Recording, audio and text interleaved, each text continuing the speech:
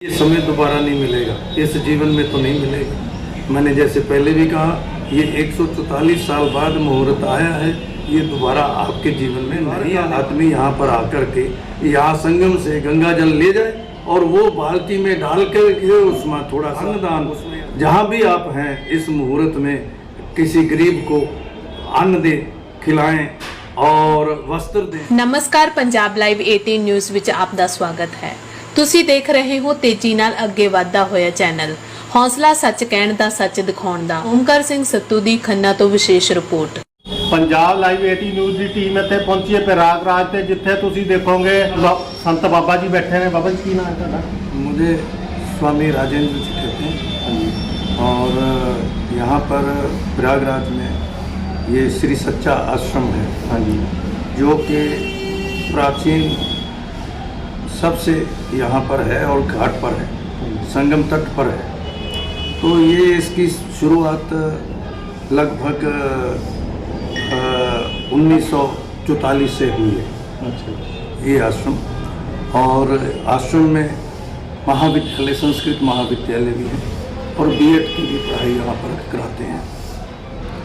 और ये जो कुंभ मेले का महाकुंभ मेला, ये 144 साल बाद आया है। ये ऐसा हमारे ग्रंथों में संतों ने कहा है कि जब 12 कुंभ हो जाते हैं तो 12 कुंभ के बाद में ये मुहूर्त आता है 144 साल बाद।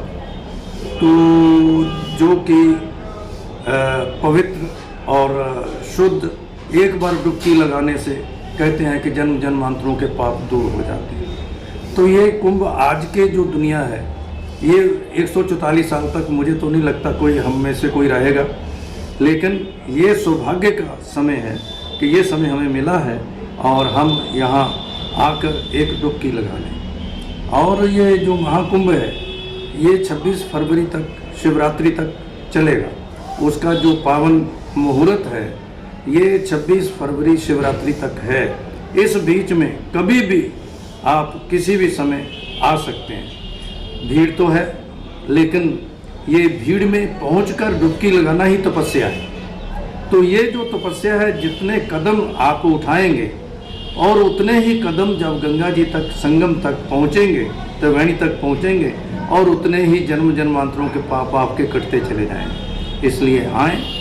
26 फरवरी से पहले पहले आपको कष्ट जीवन में कितने कष्ट झेलते हो आप? बहुत कष्ट झेलते हो। तो ये तो कुछ भी कष्ट नहीं झेलना, केवल पैदल ही तो चलना है। चल करके एक बार पहुँच गए, जिसके लिए आप इतना प्रयास करते हैं, तो वो प्रयास आपका सफल हो जाएगा, आपका जीवन सफल हो जाएगा। इसलिए यहाँ पर अभी ये मत समझिए कि कुंभ खत्म हो गया। कुंभ खत्म नहीं हुआ है। ये 26 फरवरी 2025 तक चलेगा। इसका पावन मुहूर्त ये 144 साल बाद आया है, फिर दोबारा आने वाला नहीं है आपकी ज़िंदगी में। इसलिए इसका लाभ जरूर उठाएं। बाबा जी, यहाँ पे जो आपने कहा संस्कृत सिखाते हैं, कितने विद्यार्थी हैं?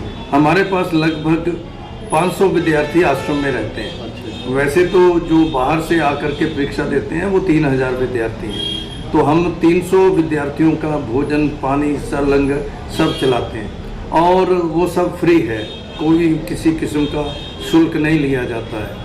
और उसके बाद में यहाँ लंगर जो है वो अनवरत चलता है, 12 महीने चलता है, और उसमें कोई भी जाति भेद नहीं है। कोई भी आए, किसी भी समय आए, उसको भोजन प्रसाद मिलता है।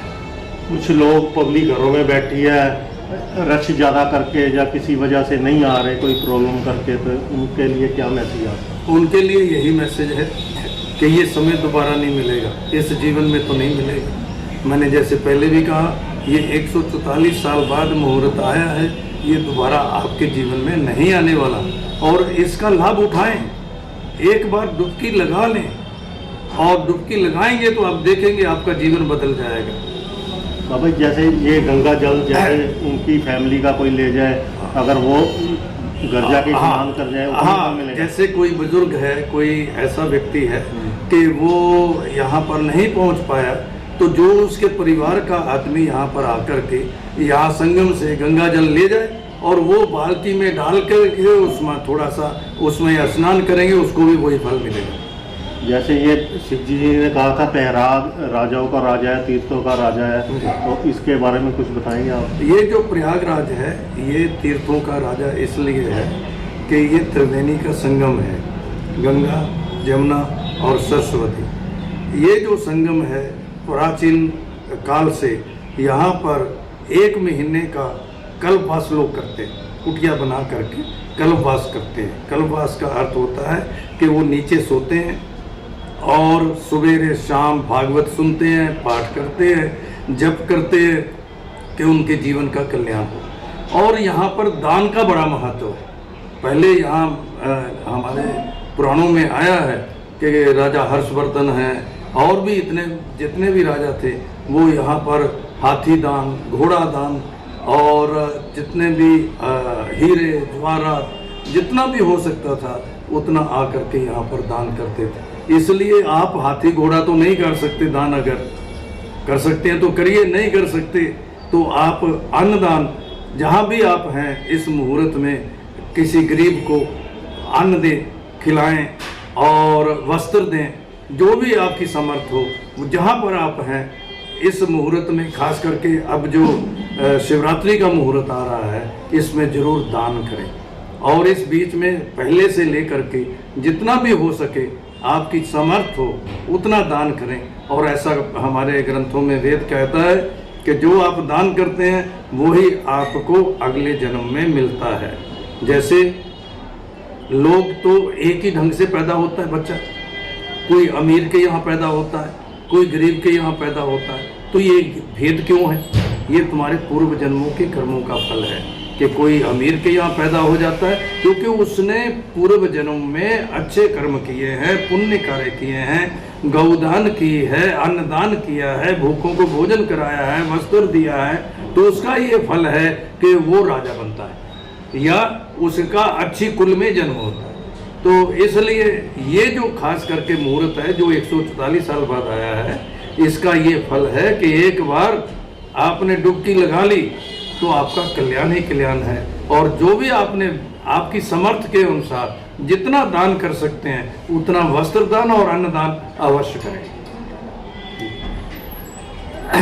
पंजाब लाइव 18 न्यूज़ ने बाबा जी ने जो जानकारी ਦਿੱਤੀ है, पंजाब लाइव 18 न्यूज़ की टीम ਤੁਹਾਨੂੰ ਇਹ ਸੰਤਾਂ ਮਹਾਂਪੁਰਸ਼ਾਂ ਨਾਲ ਅੱਗੇ ਤੋਂ ਵੀ इंटरव्यू करती रहेगी। पंजाब लाइव 18 न्यूज़ तो मैं ओमकार सिंह सत्तू। महंत स्वामी राजेंद्र जी महाराज श्री सच्चा आश्रम, जिसकी ब्रांचें प्रयागराज में तो है ही, मुख्य आश्रम यहीं पर है और इसकी ब्रांचेस हरिद्वार में, बनारस में, चित्रकूट में, बहुत का लगभग 30 ब्रांचें भारत में है और विदेश में भी है, नॉर्वे में है और फ्रांस में है और वहाँ पर हमारा मिशन जो है काम कर रहा है और इंग्लैंड में है। तो इसलिए हमारा मिशन वर्ल्ड वाइड काम करता है। और अभी जो है हमारे पास यहाँ पर लगभग विदेशी पर्यटक नहीं, आश्रम के जो भक्त हैं ब्राज़ील से लगभग 200 आदमी आया हुआ है और फ्रांस से लोग आए हुए हैं, लगभग इंग्लैंड से लोग आए हुए हैं, नॉर्वे से लोग आए हुए हैं। यहाँ पर उन्होंने आकर के भी यज्ञ किया, बहुत बड़ा यहाँ सहस्र चंडी महायज्ञ किया। उन लोगों ने सब ने आहुति दी और वो लोग भी लाभ उठा रहे हैं।